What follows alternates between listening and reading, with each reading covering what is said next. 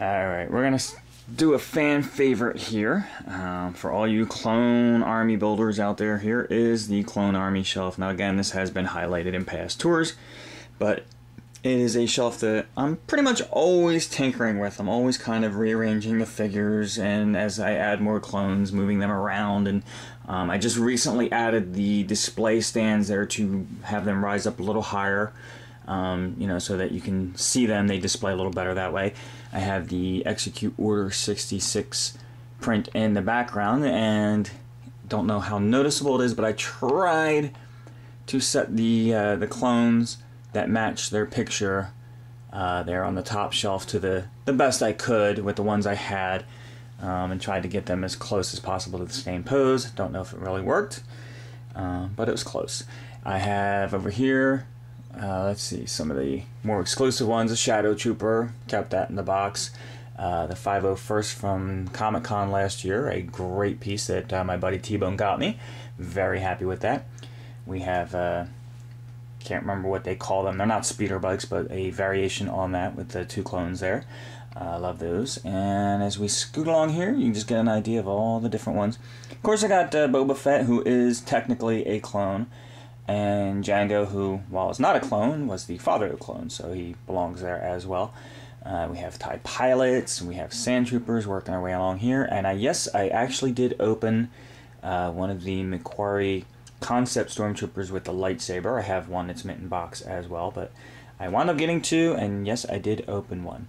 We have some Imperial Guards there in the back. And another big one there is the George Lucas as Stormtrooper figure that was the mail-away offer from last year. And here's a new one I just picked up just a couple weeks ago.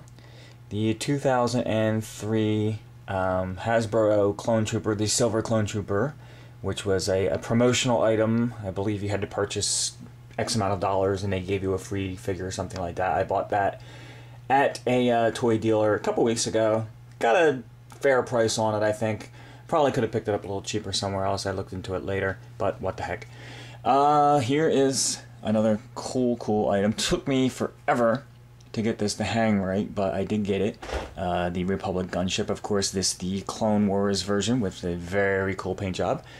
And of course we have it manned by several groups of clones. These are from one of the battle packs, and put them all in there. I'm looking for a pilot. I need to get a pilot for this thing. We have another clone hanging out right over there, hiding in the corner. There he is. And then I had the other clones hanging here from some lines, kind of getting them in action here. Scorch is hanging from a line. The pose kind of fell over there. He should be hanging a little differently. He's supposed to be flying through the air. And we have some of the Genosians here flying around as well that the clones are obviously trying to shoot at. You know, always kind of tinkering with that and having some fun with it and getting the little action poses and stuff. I might redo this again at some point, but again, it's one of those shelves that's always kind of in constant evolution here. Here we go, we have another Scorch over there and some of the other guys. Lots and lots of clones, and they keep coming all the time. Okay, over here is my Vader, or Anakin the Vader tribute shelf. This has been up for a while, but what I recently just did, as a matter of fact today, is added the Gentle Giant bust to the mix.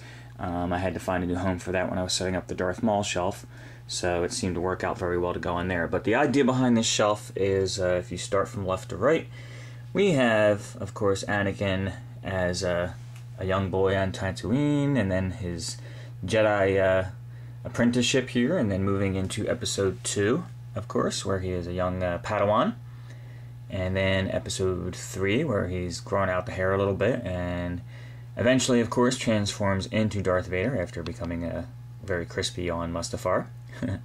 And then we have the bust there in the middle, which is a beautiful piece, one of my favorites. Very happy with that. But over here, we shift to Vader on the operating table being put together. A lot of his limbs missing and laying around down there. And, of course, the full-fledged Vader in action. Over him, next to that, we have the earlier Vader reveal helmet, which is, of course, the Sebastian Shaw reveal. And then, of course, next to that is the Sebastian Shaw as Anakin Skywalker, the older version before they replaced him, which I'm happier with the older version, frankly, but that's George Lucas's decision, not mine. But you get the idea on that shelf as well, kind of, just flows along there.